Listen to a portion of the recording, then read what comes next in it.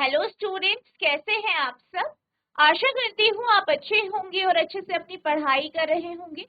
मैं मोनिका रावत आपका स्वागत करती हूँ आईसीटी वर्चुअल क्लासरूम देहरादून में। बच्चों, आज हम क्लास 12 का जो आपका सब्जेक्ट है फिजिक्स, उसका chapter electric charges and field को कंटिन्यू करें। पिछले लेक्चर में हमने ये देखा था कि किस प्रकार से आवेश से दूर जाने पर इलेक्ट्रिक फील्ड इंटेंसिटी विद्युत क्षेत्र तीव्रता में बदलाव आता है। हमने ये देखा था कि जो इलेक्ट्रिक फील्ड इंटेंसिटी होती है वो दूरी के इन्वर्सली प्रोपोर्शनल यानी व्युत्क्रम होती है। इसके साथ साथ हमने देखा था इलेक्ट्रिक फ्लक्स का टॉपिक, इलेक्ट्रिक फ्लक्स क्या होता है ये हमने जाना था, इसकी यूनिट वगैरह हमने समझ ली थी। इसके बाद हम बात कर रहे थे इलेक्ट्रिक डायपोल की। तो हमने ये कहा था कि जो इलेक्ट्रिक डायपोल होता है वो बेसिकली एक सिस्टम है जिसमें दो आवेश होते हैं जिनका साइन यानी जिनका जो पोलैरिटी है या साइन है वो डिफरेंट होता है और मान बराबर होता है, और इन दोनों को कुछ दूरी पे रखा जाता है, एक दूसरे से कुछ दूरी पे रखा जाता है, जैसे कि 2a दूरी पे रखा जाता है। ठीक है, तो ये आपका इलेक्ट्रिक डायपोल कहलाता है। अब अगर हम बात करें इलेक्ट्रिक डायपोल मोमेंट की, तो बेसिकली क्या होती है, इलेक्ट्रिक डायपोल मोमेंट जो है वो चार्ज के का जो परिमाण है यानी उसकी जो वैल्यू है और दोनों आवेशों के बीच की जो दूरी है इनका गुणनफल होता है, यानी P बराबर Q इंटू 2a होता है। ठीक है, अब अगर हम इलेक्ट्रिक डायपोल मोमेंट की बात करें तो इलेक्ट्रिक डायपोल मोमेंट हमेशा आपका नेगेटिव टू पॉजिटिव होता है। ठीक है, ऋणावेश से धनावेश की ओर होता है, यानी इसकी दिशा हम ऋणावेश से धनावेश की ओर देते हैं। इसके एसआई यूनिट की बात करें तो इसकी एसआई यूनिट होती है कूलम मीटर यानी C।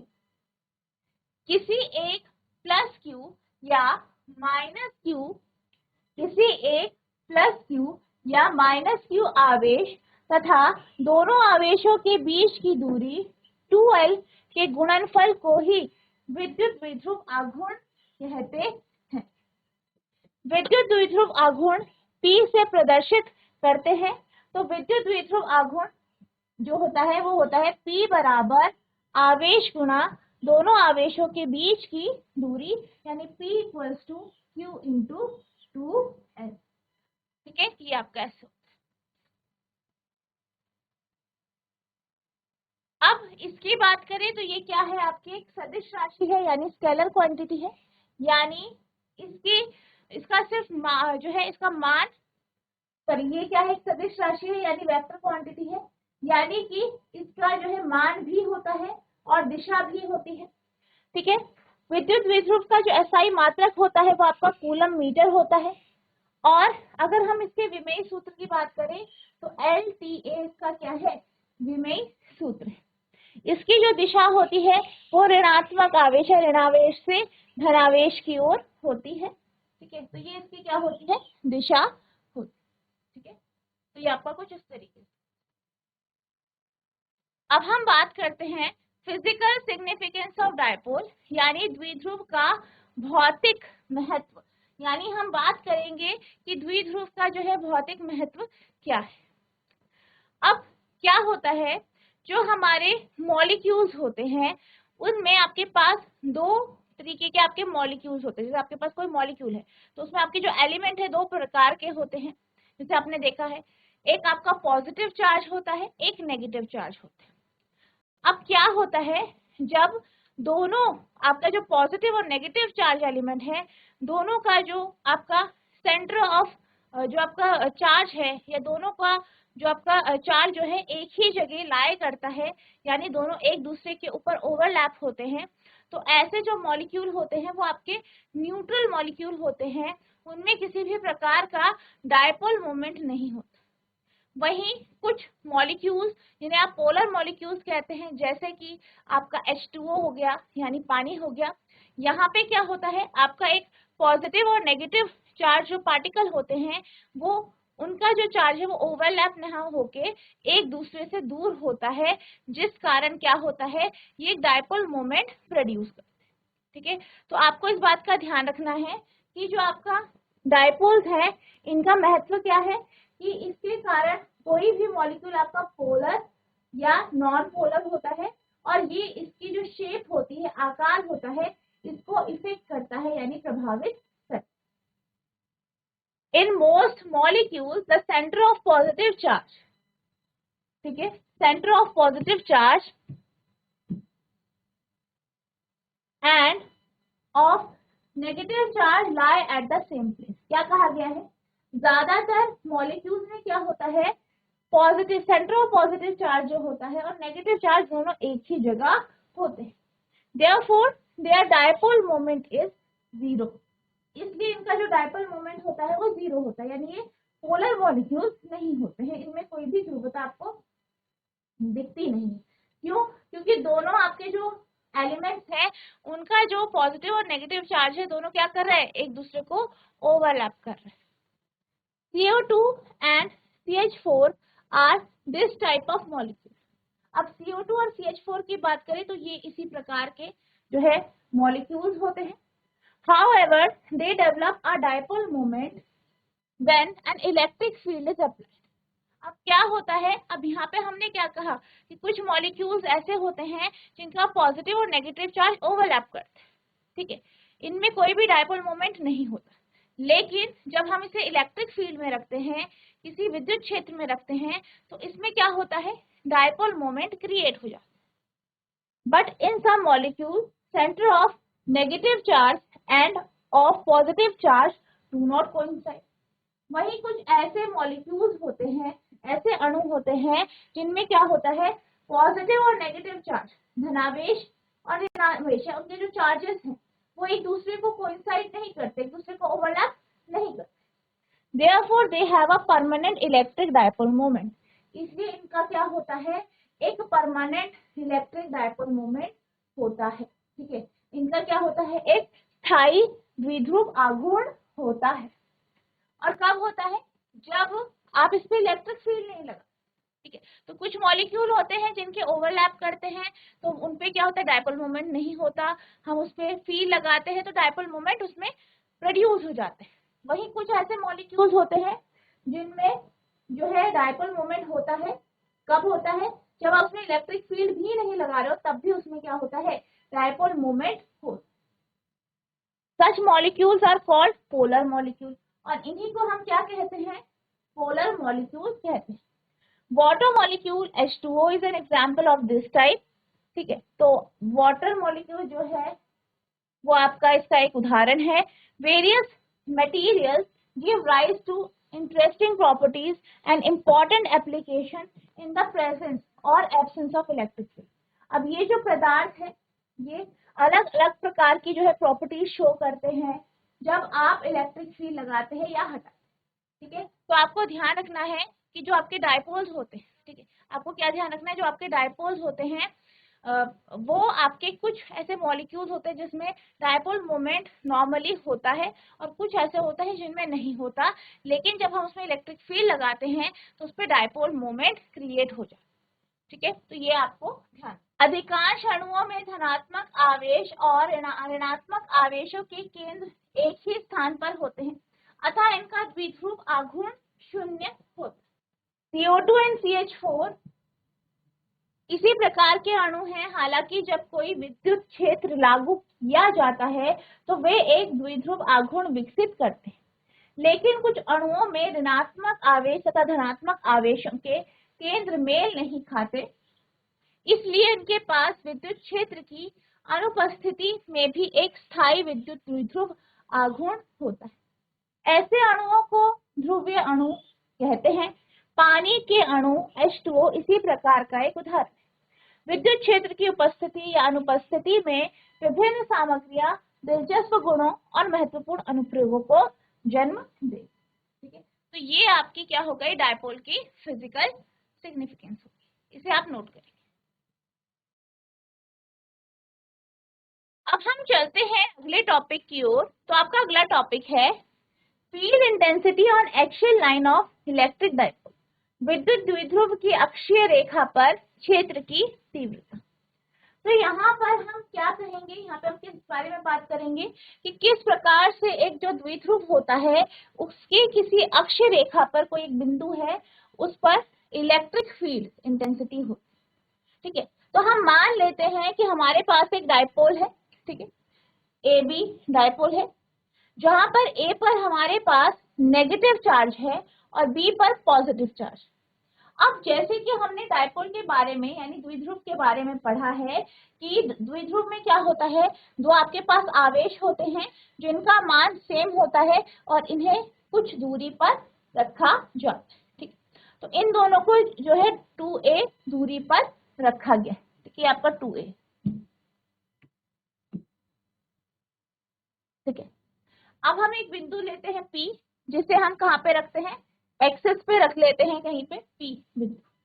अब हमें क्या करना है, इन डायपोल के कारण P बिंदु पर इलेक्ट्रिक फील्ड निकालनी है। ठीक है, कि इस डायपोल का इफेक्ट इस बिंदु पे कितना पड़ेगा।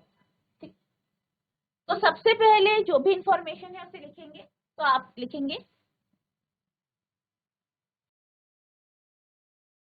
Let us consider a dipole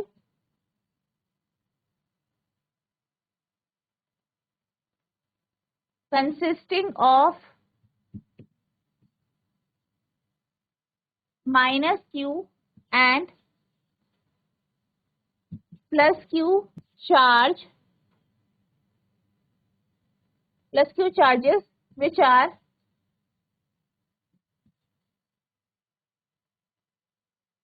situated at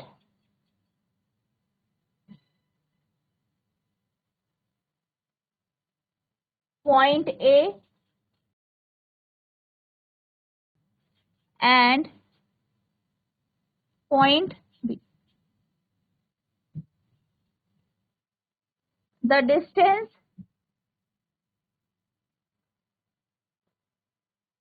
between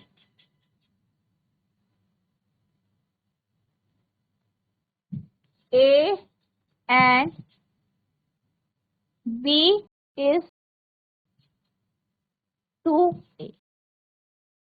मान लें या मान लीजिए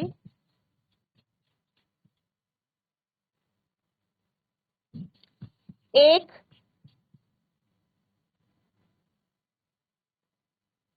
द्विध्रुव आघूर्ण है जिसके आवेश प्लस q और माइनस q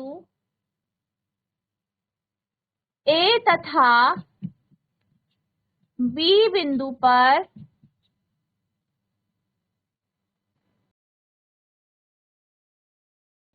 स्थित है।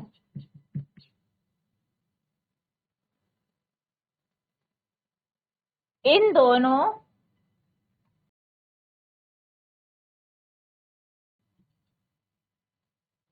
आवेशों के बीच में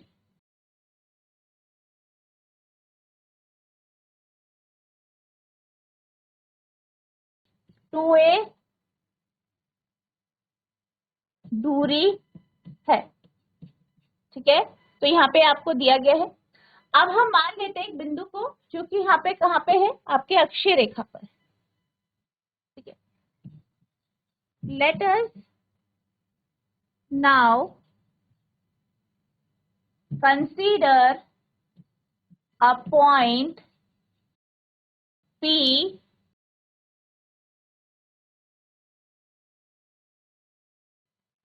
which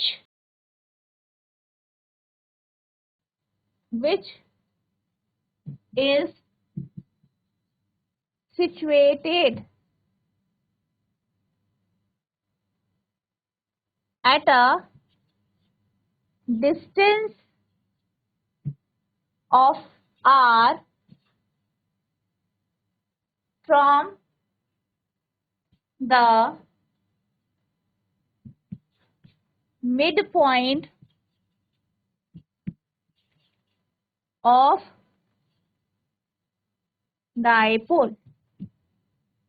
ठीक है, अब हम क्या मान लेते हैं, मान लें कि एक पी बिंदु है,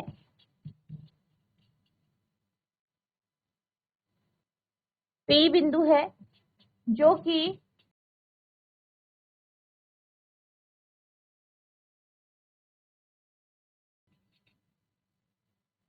द्विध्रुव के अक्षीय रेखा पर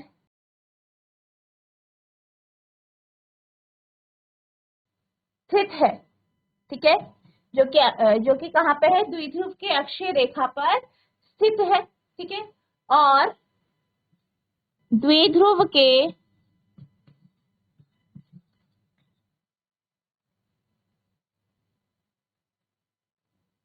मध्य बिंदु ओ से आर दूरी पर स्थित है। ठीक है, तो यहाँ पे आपको सबसे पहले इस तरीके से पूरी इंफॉर्मेशन लिखनी है, जो भी आपने सिचुएशन ली है उसकी पूरी इंफॉर्मेशन यहाँ पे लिख।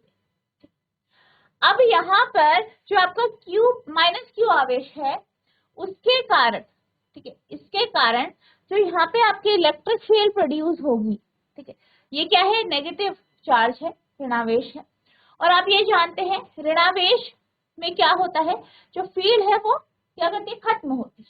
तो आपका जो E2 जो आवेश है वो माइनस Q आवेश के कारण है, या E2 जो आपका इलेक्ट्रिक फील्ड है, विद्युत क्षेत्र है, वो माइनस Q आवेश के कारण है, और इसकी दिशा इस तरफ। इसी तरीके से अगर हम प्लस Q चार्ज की बात करें तो इसके कारण जो इलेक्ट्रिक फील्ड प्रोड्यूस होगी, ठीक है, जो आपका विद्युत क्षेत्र उत्पन्न होगा उसकी दिशा दूर होगी। ठीक है, तो इस तरफ आपकी E1 जो है वो विद्युत क्षेत्र है प्लस Q के कारण, और E2 जो, ठीक है, E2 जो है वो आपका किसके कारण है, माइनस Q। ठीक है, तो ये आपका इस तरीके से। अब आप क्या करेंगे, इसको लिखेंगे, यानी Q के कारण जो विद्युत क्षेत्र है, विद्युत क्षेत्र तीव्रता है, उसका मान क्या है। तो आप लिखेंगे माइनस Q के कारण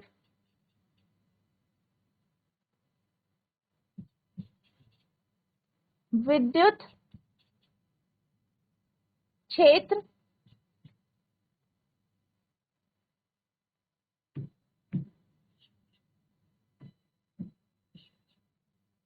तीव्रता। ठीक है, तो क्या होगा,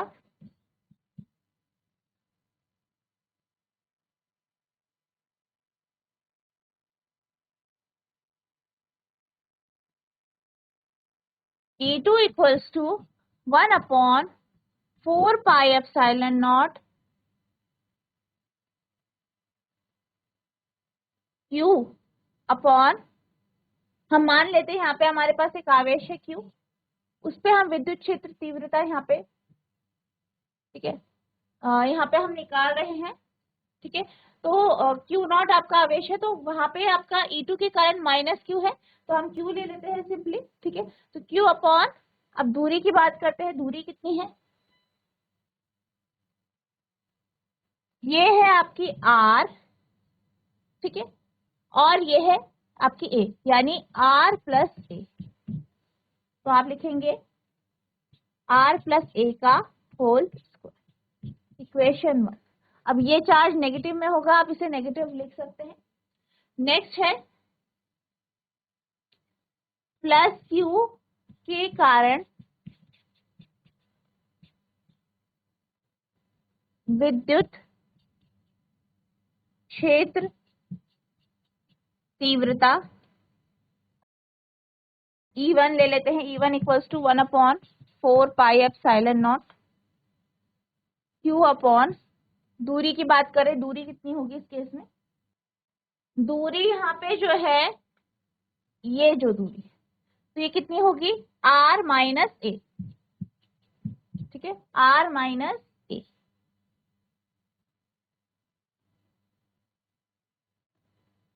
ठीक है, तो यहाँ पे इस तरीके से। अब चाहे आप साइन इसमें ले लें या फिर आप जो है डायरेक्ट, चलो साइन यहाँ पे हम ले लेते हैं क्योंकि नेगेटिव चार्ज है तो नेगेटिव ले लेते हैं। अब हम क्या करेंगे, यहाँ पर जो है टोटल चार्ज जो है या टोटल जो क्षेत्र रेखाएं हैं जो है विद्युत क्षेत्र रेखाएं उनकी बात करेंगे। तो P बिंदु पर कुल विद्युत क्षेत्र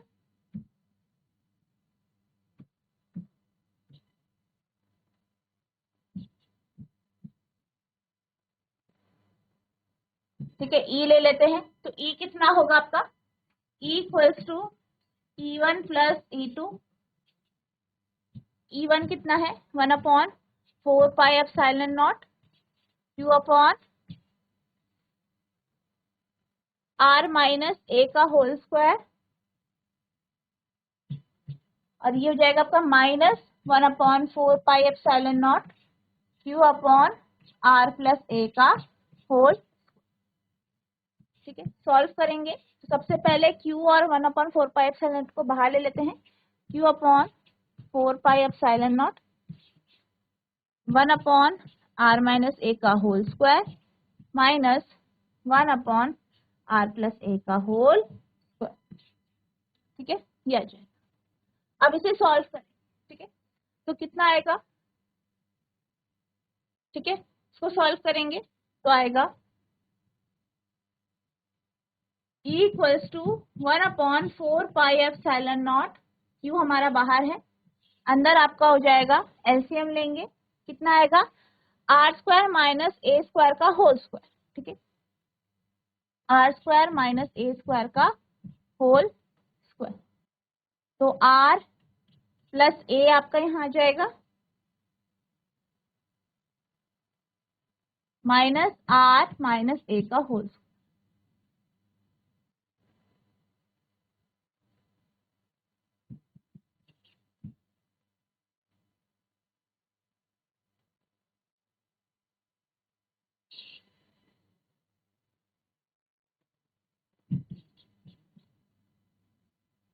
R square plus A square plus 2RA minus R square minus A square. ठीक है, तो और फिर माइनस माइनस आपका प्लस हो जाएगा 2R, ये दोनों आपका कैंसिल हो जाएंगे, R स्क्वायर से R स्क्वायर, A से A कैंसिल, आपके पास बचेगा E equals to Q upon 4 pi epsilon naught 4RA upon R square minus A square का होल। स्प्लिट करेंगे, E equals to 2A, Q एक साथ ले लें और 2R अलग ले लीजिए, upon 4 pi epsilon naught R square minus A square का होल स्क्वायर। अब ये जो है Q इंटू 2A क्या होता है, T होता है, डायपोल मोमेंट, तो E इक्वल्स टू हो जाएगा 2RP अपॉन नीचे कितना है 4 पाई एप्सिलॉन नॉट,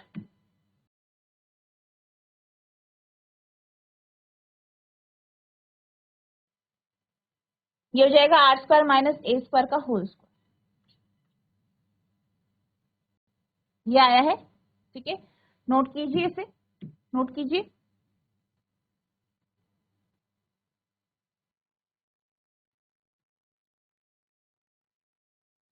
ठीक है, ये आ गया। अब यहाँ पे हम क्या करते हैं, हम जो है A को निग्लेक्ट कर, तो मान लेते हैं कि जो आपका 2A है वो बेहद छोटा है R से, तो आप क्या कर देंगे, निग्लेक्टिंग A। ठीक है, यहाँ पे A हम निग्लेक्ट कर लेते हैं, तो E equals to 2RP upon 4 pi epsilon naught, R का 4 हो जाएगा, R से यहाँ पे ये 3 हो जाएगा, यानी E equals to 2P upon 4 pi epsilon naught R का क्यूब। तो यहाँ पे आपके पास ये आ जाए। ठीक है, इस तरीके से आप लिखेंगे, नोट कीजिए।